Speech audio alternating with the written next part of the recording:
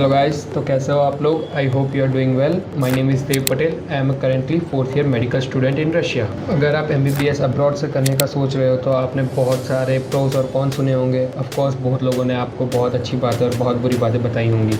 So there are lot of myths and misunderstanding about MBBS abroad. इस video में हम इसी बारे में आज बात करेंगे।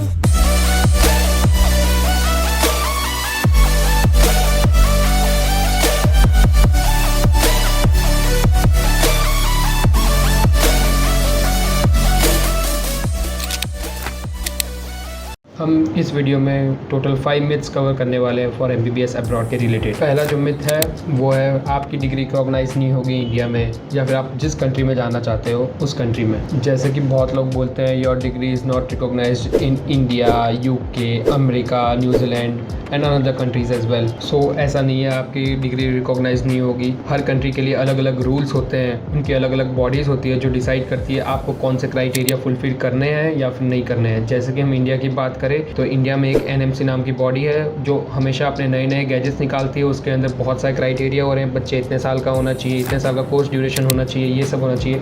सो वो सब पॉइंट्स के ऊपर डिपेंड करता है आपकी डिग्री रिकॉग्नाइज होगी या नहीं होगी उस कंट्री में। सो गाइस, जिस कंट्री में आप जा रहे हो, जिस यूनिवर्सिटी में आप जा रहे हो, तो आपको फर्स्ट ऑफ ऑल आपको ये चेक करना है वो WDOMS में रजिस्टर है या नहीं। WDOMS के अंदर रजिस्टर होने का मतलब है कि वो WHO रिकॉग्नाइज्ड है। तो जो यूनिवर्सिटी WHO रिकॉग्नाइज्ड होगी वो 99% चांस है वो डिग्री आपकी वैलिड होगी उस कंट्री में। तो हम मिथ नंबर 2 पे बात करते हैं कि study abroad is very expensive. सो ये भी एक बहुत बड़ा मिथ है कि study abroad is very expensive होता है, पर country like America, Canada, Australia, New Zealand, उसके अंदर MBBS महंगा होता है और उनके क्राइटेरिया भी अलग होते हैं। पर हम कंट्री की बात करें like Russia, Kyrgyzstan, Kazakhstan, Georgia, उनके अंदर आप फी स्ट्रक्चर देखोगे तो उनका बहुत चीप होता है और आपका पूरा एक्सपेंस अराउंड 35 to 40 लाख के अंदर इंक्लूडिंग आपका लिविंग एक्सपेंस भी हो जाता है। सो हम इस बजट को कंपेयर करें इंडियन मेडिकल कॉलेजेस से तो ये MBBS अब्रॉड 60 to 70% चीपर है as compare to Indian private colleges. जैसे कि हम रशिया का एक एग्जांपल लें तो रशिया के अंदर पूरा आपका लिविंग एक्सपेंस के साथ, आपका फीस स्ट्रक्चर के साथ आपका पूरा MBBS अराउंड 20 to 30 लाख के अंदर हो जाएगा पूरा। थर्ड जो मिथ है वो है quality of education. So friends, ऐसा नहीं है कि अब्रॉड का क्वालिटी ऑफ एजुकेशन लोअर है या फिर बहुत अच्छा नहीं पढ़ाते हैं। आप सोच सकते हो कि वहाँ के जो स्टूडेंट्स होते हैं उनको भी यही पैटर्न से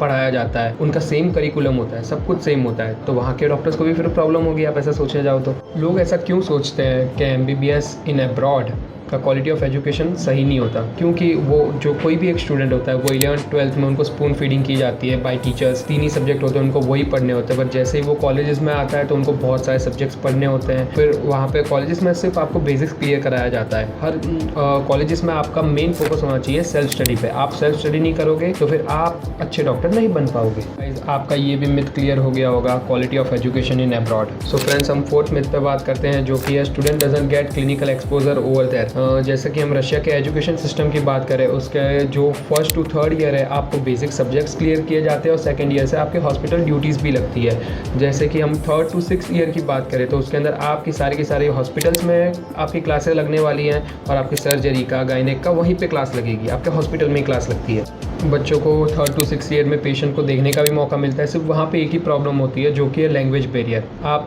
रशिया में जाओगे तो आपको रशियन सीखनी पड़ेगी, आप जॉर्जिया में जाओगे तो आपको जॉर्जियन सिखाई जाती है, तो आपको सीखनी पड़ेगी। Language is must important. So guys, ऐसा नहीं है कि आपको लैंग्वेज अपने आप से सीखनी पड़ेगी। आपको जो यूनिवर्सिटी होगी 1st to 3rd ईयर आपका रशियन लैंग्वेज का क्लास लगेगा और मोस्ट ऑफली बच्चों को वहाँ पे आ जाती है रशियन। और गाइस, हम रशिया की बात करें तो वहाँ पे जो समर ब्रेक्स होते हैं, जो विंटर ब्रेक्स होते हैं, उनके अंदर बच्चों की इंटर्नशिप, ऑब्जर्वेशन सब कुछ एकदम परफेक्टली लगते हैं। सो गाइज, आई होप कि आपका ये मिथ क्लियर हो गया होगा student doesn't get clinical exposure over there. So 5th myth पे बात करते हैं difficulty to get job in India. So if you have completed your MBBS from another country, you will get difficulties to get a job in India or in that country.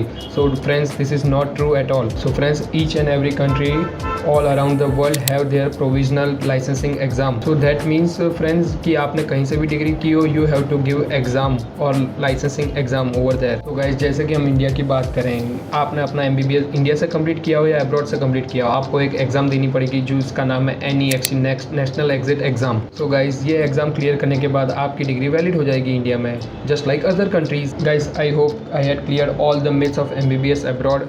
If you like this video please like share and subscribe. और आपको कोई particular topic पे video चाहिए तो please comment down below.